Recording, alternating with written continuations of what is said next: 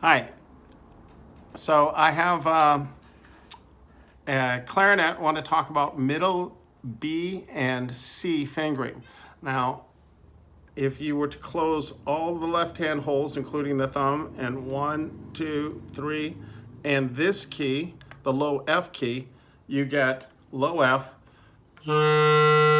and then you add your register key at the same time. So you just rock your thumb. You don't want to move your thumb. You want to just rock it. All you need is a little bit of the meat of your thumb to catch it, to make it move. And the least amount of motion is the best. So that goes from low F to C. What you do is add this key and you get B. And so B is like this. Or the low, that's E, which by the way is the lowest note on the clarinet. So good way to practice that, those are the hardest one.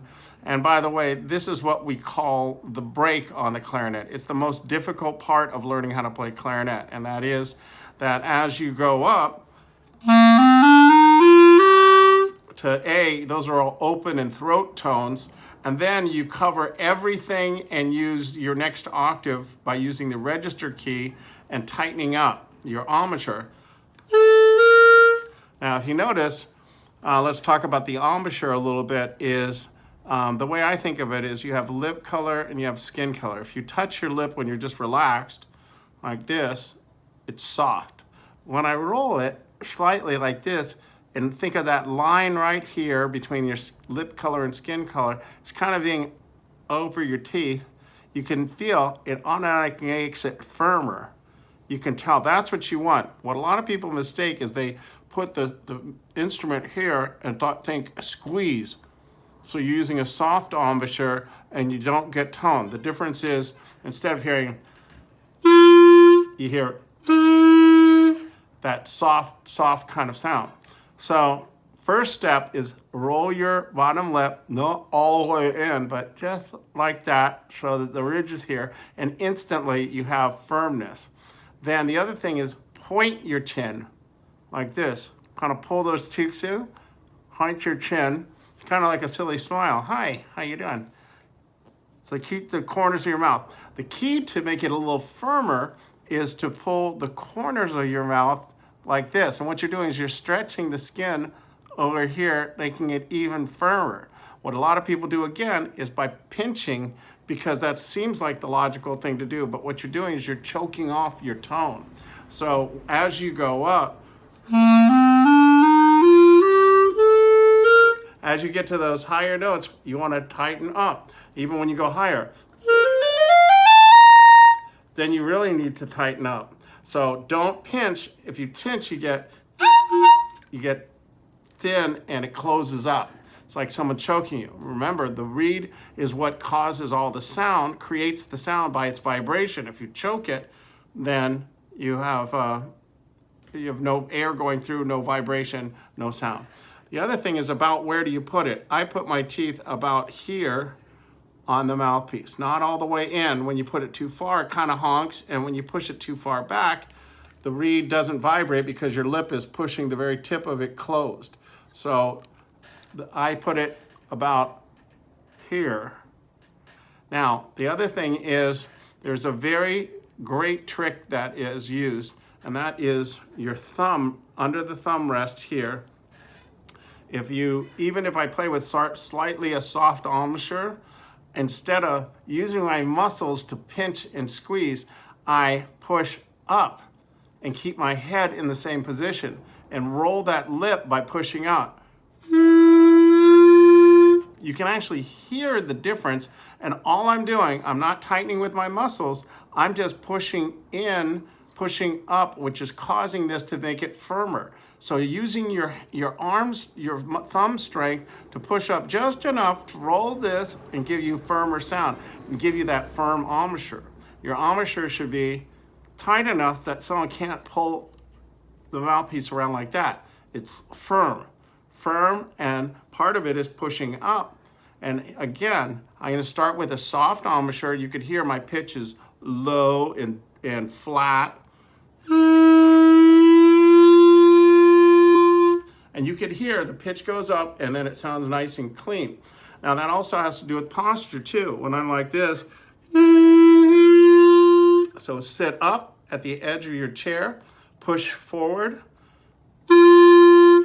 pointed chin, rolled lip, corners, like that.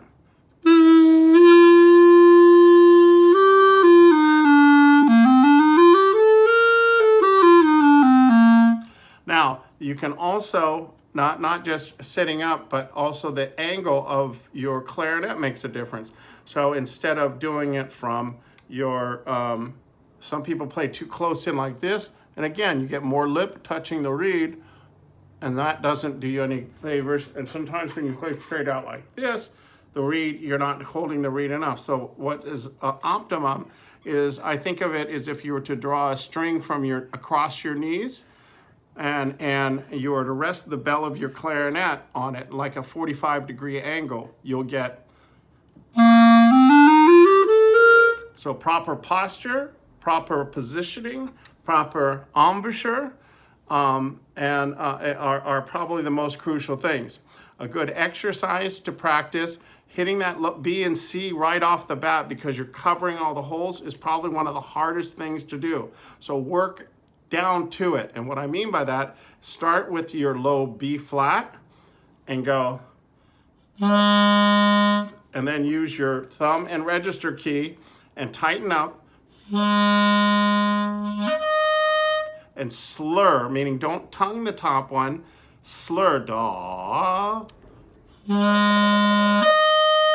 And when you do that, you're getting the higher note. But a lot of times when you move your fingers, you hear there's a leak of air and you get a squeak. So do it like whole tones. Go start low, high, low.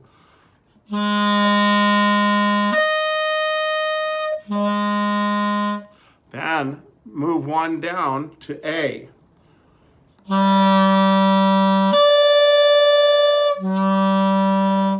Then to G.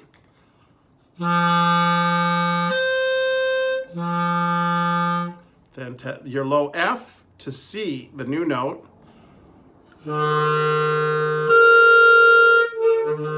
Excuse me. And then your low B, which is this one here.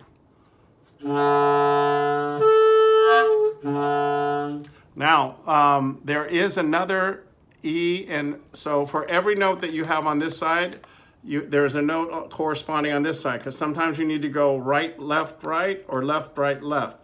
So this one, which is the low, this one here is low F, but the equivalent is on this side. This guy here is low F.